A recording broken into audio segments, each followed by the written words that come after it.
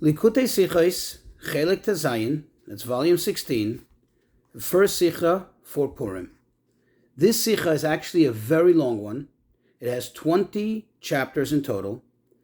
We're only going to cover half of the Sicha. That's the first 9 chapters of the Sicha, which in itself is an entire topic, very stimulating, actually very exciting about what took place in the establishment of the festival of Purim. The second part of the Sikha is this whole concept, this whole topic, but through the lens of Chassidus and Kabbalah. We're actually going to encounter some very interesting rules that the Rebbe would typically engage in, namely in the reconciliation between the two Gemaras, the two Talmudical works, namely the Bavli and the Yerushalmi, the Babylonian Talmud and the Israeli Talmud. And it's actually going to be very interesting even for somebody who doesn't have experience in studying neither the Bavli or the Yerushalmi. I would suggest that before we start the Sikha, perhaps you pause it now and just familiarize yourself with 2 verses from the Megillah. That's in chapter 9, verse 31 and verse 32. I believe also that we're going to get an interesting glimpse into the Mordechai of our generation, of course, the Rebbe, who is the Mordechai of our generation, and his connection and attitude to us and for us. Let's begin. In the Gemara, in Maseches Megillah, which discusses the various aspects of Purim, the Gemara shares what happened in the establishment of this festival.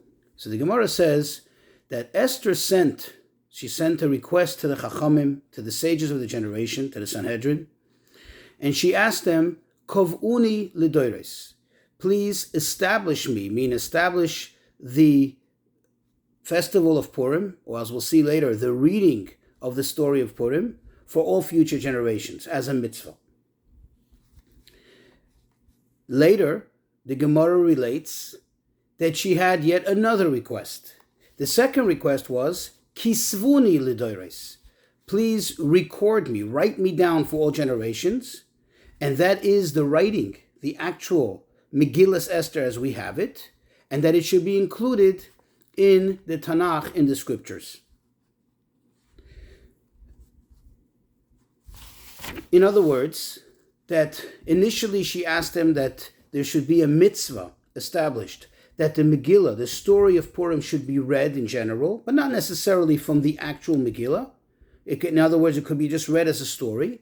And then later she added further that it should be established, that it should be written in such a manner that the reading which she had previously requested should be done specifically from that writing, from that scroll. That's as far as the Babylonian Talmud records what took place. However, in the Yerushalmi, in the Israeli Talmud, it says that, quote, Mordechai and Esther sent a request to the Chachamim to establish, to take upon themselves for all future generations these 2 days as days of festivity, of days of feasting, days of sending Mishloach Manos, as we actually celebrate Purim nowadays. The question is, what actually happened? Did it happen as it's recorded in the Talmud Bavli, or did it happen as it's recorded in the Talmud Yerushalmi? Now, there are 2 issues here. Number one, there seems to be a contradiction. There seems to be a debate, an argument between the Bavli and the Yerushalmi, which is a problem. Because remember, they're both one Torah, and they both have to be, so to speak, reconciled. And that actually is a rule, and it's a rule which we find very often in the Rebbe's way of learning, in the Rebbe's way of teaching, that whenever possible, we try to reconcile that which seems to be contradictory between the Talmud Bavli and the Talmud Yerushalmi. And another issue that's at hand is quite obvious, is there's a rule, and it's a logical rule, that you cannot have a machlokes, you cannot have a debate in an actual fact. A debate you can have in a theory, in a logic, But in what took place, it either took place this way or it took place that way.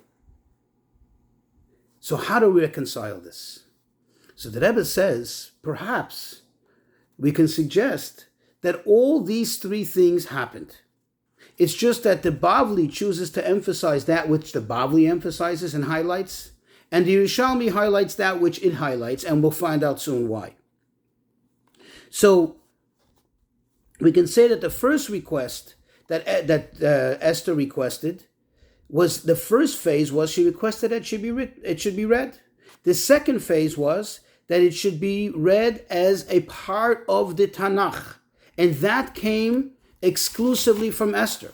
However, the Yerushalmi is highlighting, emphasizing the initial request, which is to establish the festival of Purim in the first place as a day of festivities, as not only a day, but 2 days, because it's both the regular Purim and the Shushan Purim, as 2 days of festivities. And this came from both of them, Mordechai and Esther, collaborating together in this request. So now let's break down these three things, and let's see actually how this is even hinted, or more than just hinted, in the Megillah itself. If you look at chapter 9 in the Megillah, Pasuk Lamed Aleph, verse 31, over there it says that the Yidden took upon themselves, when we say the Yidden, we mean Bezdin, on behalf of the Yidden, the Sanhedrin, the Chachamim, on behalf of all of us, for all future generations. They took upon themselves, quote, Lekayim, to fulfill these days of Purim, as days of festivities, as days of Mishloach Manos, days of feasting, and so on and so forth. And what does it say there? Kasher kiyam aleim Mordechai hayehudi ve'Esther hamalka. As Mordechai the Yehudi and Esther the queen established and accepted upon themselves. So there you see clearly that when it came to the general commemoration of Purim, that was done by the two of them. However, in the following pasuk, what does it say? It says, Umamar Esther, and the ordinance of Esther, Kiyam divrei hapurim me'elo, was validated by these words of Purim, meaning these words, the words of the Megillah, and the pasuk concludes, the verse concludes, V'nichtav b'sefer, and it was written down in the scroll. Thus you see that in this verse, this latter verse, it explicitly says only Esther, and it has a direct reference to the reading, the words of these words of Purim, and the fact that it was written down, that it was written in a book, and as we know it, as part of the Tanakh. So we need to understand, what really is the difference? Why is it that Mordechai was involved in one phase of the request versus Esther, who was involved not only in the first phase of the request, but later exclusively on her own in the part of requesting that it be recorded in a sefer, that it be recorded to be read from the sefer? In other words, the general idea of celebrating Purim, that was established by Mordechai as well as Esther, whereas the actual writing was specifically requested and brought about by Esther alone, by Esther exclusively, and Mordechai was not present in that, so to speak. This actually puts us in a place, forces us, so to speak, to conclude, to deduce that Mordechai himself has, so to speak, two aspects to him. There is the Mordechai as he is the Mordechai. We'll find out soon what that means. And that only necessitates, so to speak, not the writing of the Megillah, not the writing of the story of Purim, rather only the general celebration, versus the Mordechai as we know him, as he is a part, as he is a member, in fact, the leader of the Sanhedrin, who later agreed to the request of Esther, and that's why we have the book of Esther, and not only do we have the book of Esther, but it was incorporated in the Tanakh, in the scriptures. In order to understand this better, let's also get a little better understanding of what this means. The writing of the Purim. What is really the vital point? What is the importance of the writing of this story, recording it down in a sefer and making it part of the Tanakh? So the Gemara elsewhere, and this is a Gemara in Maseches Yoma, it relates as follows. It says, quote, why is Esther metaphorically compared to the Shachar, to the dawn? Now, what is it referring to? If you look in Tehillim, if you look in chapter 22, it says over there, Lamanatseach ala Yeles HaShachar. This is a song which is about the Ayeles HaShachar. Shachar means the dawn.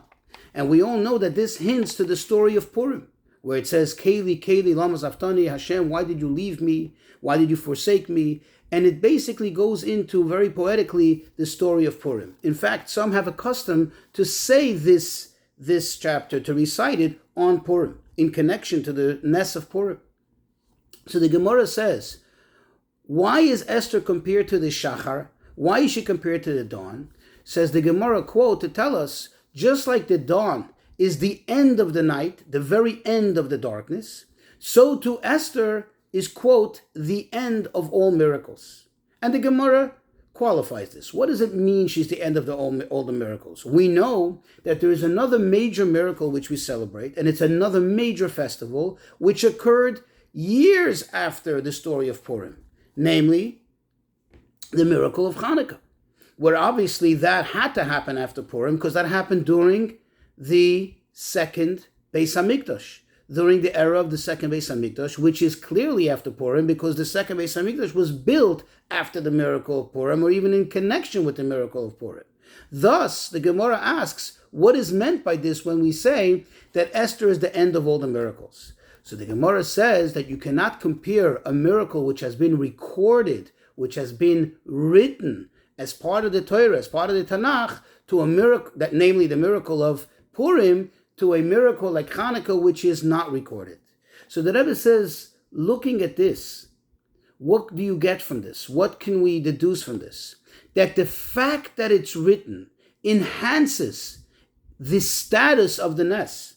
It actually transforms the status of the Ness. This Ness, this miracle, stands on a whole different level even than that of Hanukkah. Even than that of Hanukkah. Now, going back to the difference between Esther and Mordechai, to get an understanding how this all connects. So if we look at the story of Purim, take a moment to examine what took place, we can find a clear distinction between Mordechai's role and what he affected, and Esther's role and what she affected. What did Mordechai do? Mordechai's main objective, so to speak, was to work with the Jews, to affect the Yidden, to affect the Jewish people to do tshuva. In fact, even though it was Esther who suggested or directed him to go leich kenoises kol haYehudim, go gather all the people and have them fast and pray and so on, but in fact, who was the one who implemented it? Who was the one who occupied himself with this task? It was Mordechai. Mordechai was the one who brought the Yidden to do tshuva. On the other hand, Esther was the one who went to Achashverosh, and then she's the one who made the parties. She is the one who did the pu'ulas, the act of bringing about the Ness through what we would call more of a gashmistic form. In other words, if you had to put it in two categories, Mordechai was the one who was affecting the Ness milmaila, from above. In other words, by the Yidden doing tshuva, this would trigger from above the willingness and therefore the effectiveness of the Ness, of the miracle. And Esther was doing her part. She was playing her role from down below, from here in this world, going about the steps that were needed to be taken in order to effect a change of heart by Achashverosh and bring about the miracle. And now we can understand how this expresses itself in what Mordechai requested along with Esther in a general sense, and then later what Esther requested exclusively and in particular.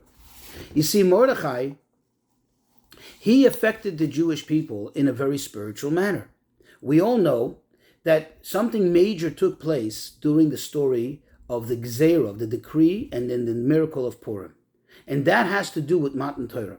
The Gemara explains that all the way up until this time, there was always an air of, so to speak, doubt over the true and absolute acceptance of the Yidden of Matan Torah.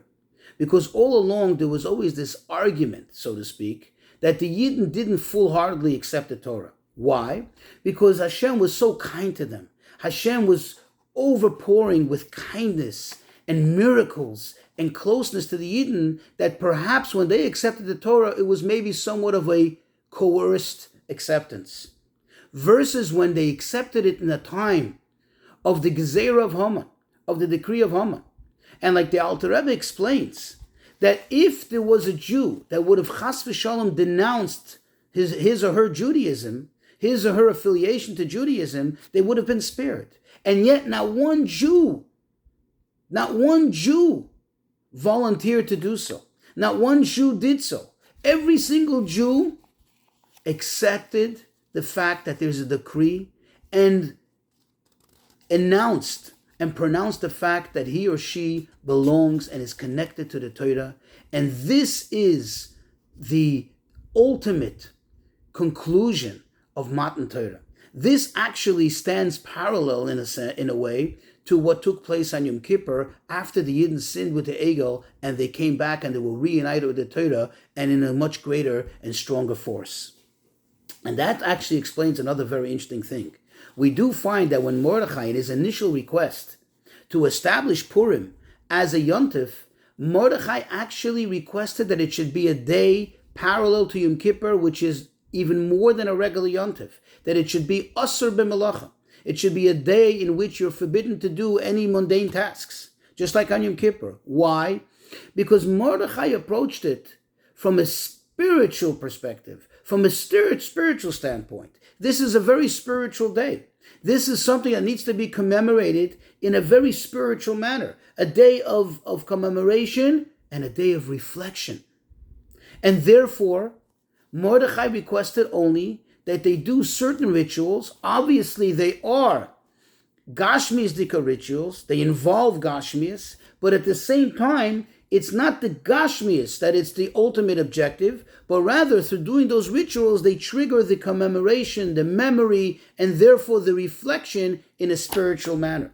And that was Mordechai's objective. That was Mordechai's interest. And that's why he only requested that they establish it as days of Yontif to do those rituals, which would trigger the memory by having a feast, by having the Shliach Manos. That brings about the commemoration of the day and therefore the reflection.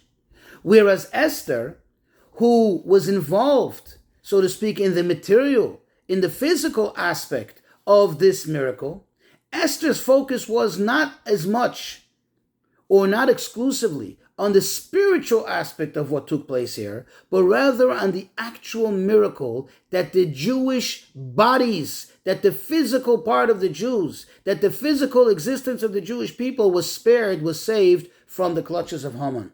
And therefore her emphasis was, and therefore her request, that it should be read. What is reading? Reading actually is an action. It's an action. We know, according to halacha, that when you read, for example, davening, or the same is this true with Megillah, you have to actually move your lips. And you not only move your lips, but also you move your vocal cords. That's a form of action, albeit a minor form of action, but it's a form of action. In other words, to her, the very observance of Purim cannot just be something which triggers a spiritual reaction or a reflection, so to speak, something that is confined to the mind, to the thought of the person. She actually wanted it to necessitate an actual physical thing that should take place. Reading of the Megillah is a physical action. Then she took it even a step further, that it should not only be something which you read and you do a minor action by moving your lips, by moving your vocal cords. Rather, it should be something which becomes so physical that there is ink connected with a cloth, with a parchment, that it becomes actually an object, a physical object, which carries the story of Purim. And only from there should you be able to read the story of Purim, as is the halacha. And now we can understand also why Mordechai, in the one hand, on his own, requested one thing, but later, as being part of the Sanhedrin, he agreed, he concurred, and therefore established that which Esther had requested, alongside all the other members of the Sanhedrin. How is that possible? The answer is, Mordechai, as himself, as being Mordechai, when he looked at a Yid, when he observed the Jews, when he takes in the situation, what does he see? He sees the neshama of the Yid. He sees the soul of the Jew. And as far as the soul is concerned, that is a very spiritual thing that needs to be celebrated in a spiritual manner. And therefore the objective and the accomplishment, so to speak, of the miracle is the spiritual aspect of it. The fact that the Yidden were connected to the Torah. The fact that this